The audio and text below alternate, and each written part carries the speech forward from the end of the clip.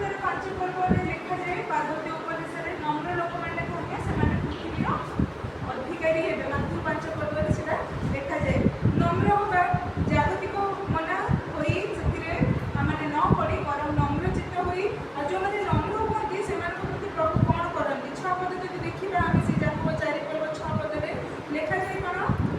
ସେ ମଧ୍ୟ ଅଧିକ ଅନୁଗ୍ରହ ଦାନ କରନ୍ତି, ଏଣୁ ଉକ୍ତ ଅଛି ଈଶ୍ୱର ଅହଂକାରୀମାନଙ୍କୁ ପ୍ରତିରୋଧ କରନ୍ତି।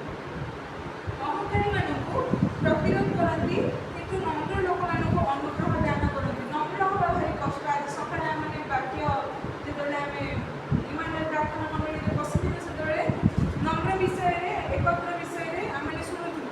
ନମ୍ର ହେବା ବହୁତ କଷ୍ଟକର ବିଷୟ। ଆଉ ନମ୍ର ଯଦି ନ ହେଇପାରିବା ତାହେଲେ ଆମେମାନଙ୍କର ମୁଖରୁ ସବୁବେଳେ ଅହଂକାର କଥା ବାହାରିବ। ସେଥିପାଇଁ ପ୍ରଥମ ଯୌବନ ତାର 3 ପର୍ବ 22 ପଦ ଯଦି ଦେଖିବା ସେଇ ଜାଗାରେ ଲେଖାଯାଏ। ପ୍ରଥମ ଯୌବନ 3 ପର୍ବ ତାର 22 ପଦରେ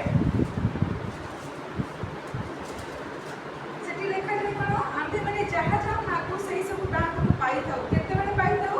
ଯେତେବେଳେ ଆମେ ତାଙ୍କର ଆଜ୍ଞାକୁ ପାଳନ କରୁ। ଏହା ପୂର୍ବରୁ ଆମେ ଶୁଣିଲୁ ଯେଉଁମାନେ ତାଙ୍କର ଆଜ୍ଞା ପାଳନ କରନ୍ତି, ତାଙ୍କର ମନୋଯୋଗ କରନ୍ତି, ତାଙ୍କର ବାକ୍ୟରେ ତାଙ୍କର ବିଧି ସବୁ ଯେଉଁମାନେ ପାଳନ କରନ୍ତି ସେମାନେ ଯେତେ ରୋଗ ଥିଲେ ମଧ୍ୟ ସେଇ ପ୍ରକାର ରୋଗରେ ପଡ଼ିବା ପାଇଁ ଆମମାନଙ୍କୁ ଦେବେ ନାହିଁ। ଏଠି ସେଭଳିଆ କୁହାଯାଉଛି କ'ଣ?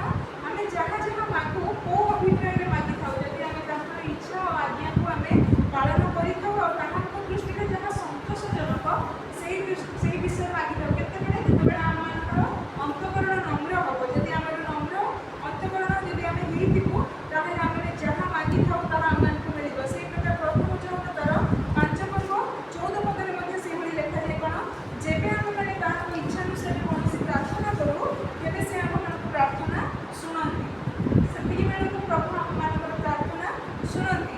ଆଉ ଯଦି ଆମମାନଙ୍କ ମନରେ ଅହଂଭାବ ଥିବ, ଆଉ ଅହଂଭାବକୁ ପ୍ରଭୁ କାରଣ ବାକ୍ୟରେ ଲେଖାଯାଏ ପ୍ରଭୁ ଦୂରରୁ ଗର୍ବିକୁ ଚିହ୍ନନ୍ତି। ଆଉ ଯଦି ଆମେ ଅହଂକାରୀ ହେବା ଆଉ ନମ୍ର ଯଦି ନ ହେବା ତେବେ ପ୍ରଭୁଙ୍କର ଅନୁଗ୍ରହ ଦାନ ଆମେ ପାଇପାରିବା ନାହିଁ। ଯେତେ ମାଗିଲେ ମଧ୍ୟ ଆମେ ପାଇପାରିବା ନାହିଁ। ଯେହେତୁ ଆମମାନଙ୍କର ମୁଖରୁ ସେଇ ସବୁ ବିଷୟ ଗୁଡ଼ିକ ଆମର ଅନ୍ତରରୁ ସେଇ ସବୁ ବିଷୟ ଗୁଡ଼ିକ ଅହଂଭାବ ବାହାରିବା